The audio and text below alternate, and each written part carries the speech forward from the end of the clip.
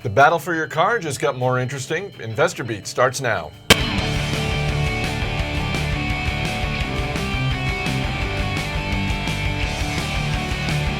Thanks for watching. I'm Chris Hill. Another day of green lights on Wall Street. Even though GDP numbers for the first quarter were revised down, stocks still rising. Johnson & Johnson and Boeing, just two of the stocks lifting the Dow index today. Joining me in studio, Matt Argersinger and Jason Moser. Guys, our top story today, shares of Pandora Media up after the online radio company announced it has 2.5 million listeners in cars.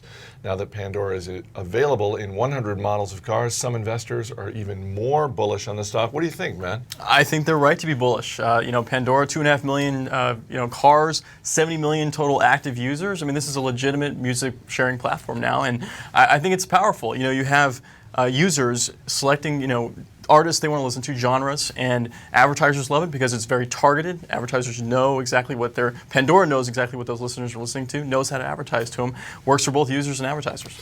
Pandora is trying to get more profitable by reducing the royalty payments that they are making to artists, and it's really interesting to see the reaction, not just from artists, but from music publishers as well.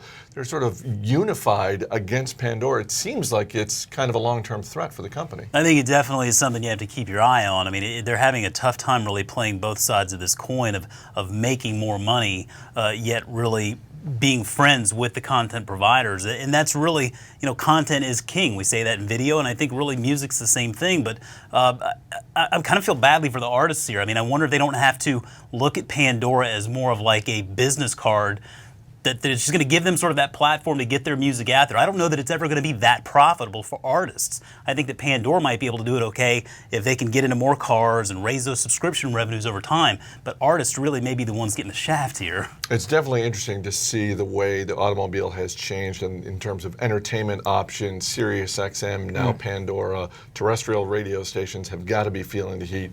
But back to the stock for a second. When you look at it, are you bullish on it? Do you think there's room to run? Or is this one of those stocks that if you're going to make a bet on it, you really got to have a long time horizon? I think a long time horizon is good. It is a little bit speculative. That said, to me, the customer is king. I know content's important, but the customer is king, and the customer has spoken with Pandora. People love the platform. They're using it. User count was up 70% year over year. I mean, that shows me right there. I think Pandora could go higher. All right, let's get to some of the day's movers and shakers.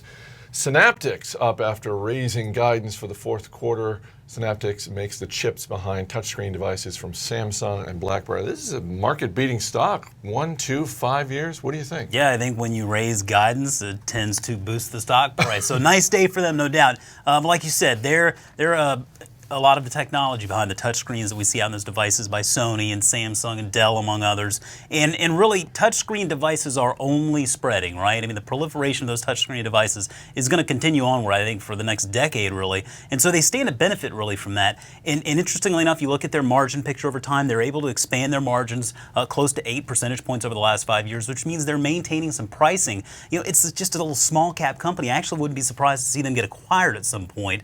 But the stock, yeah, it's certainly worth a look.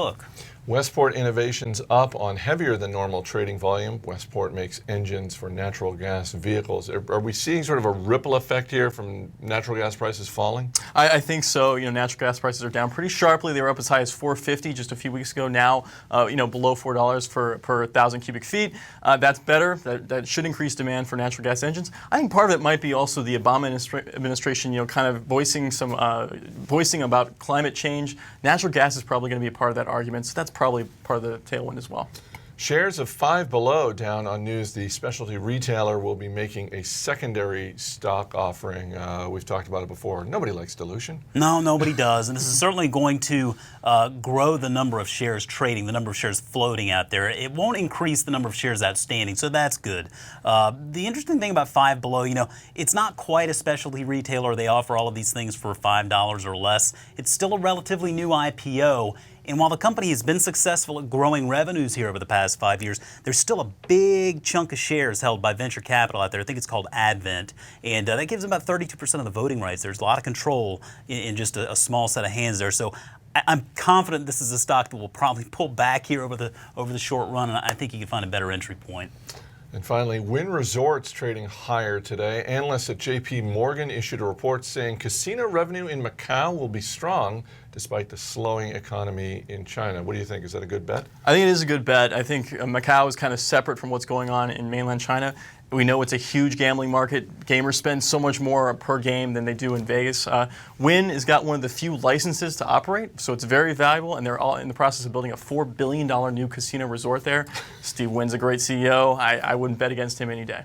I think we need a road trip just to check it out. Sure. All right, that's going to do it for Wednesday. Let's look ahead to the rest of the week. Jason, what's a stock you've got on your radar? Well, Chris, I'm not a professional chef, but I do cook a lot at home, and McCormick is the company that I just love following because of what they do. They fill our pantries with all those spices and everything nice. And so, I visited their production factory up here in Hunt Valley, Maryland, not too terribly long ago. I was just floored by the operation. I'm convinced that this is a business that Buffett needs to buy for Berkshire Hathaway at some point. Their long-term goal of 8% growth in operating income is encouraging. The stock has doubled over the last 5 years, just killing the market.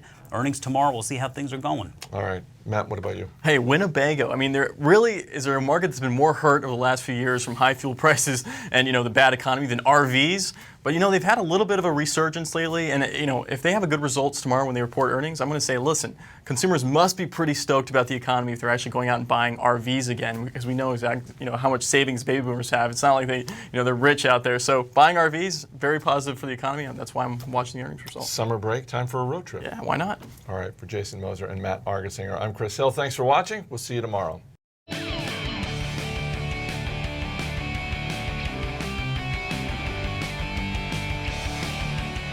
People on the show may have interests in the stocks they talk about, and the Motley Fool may have formal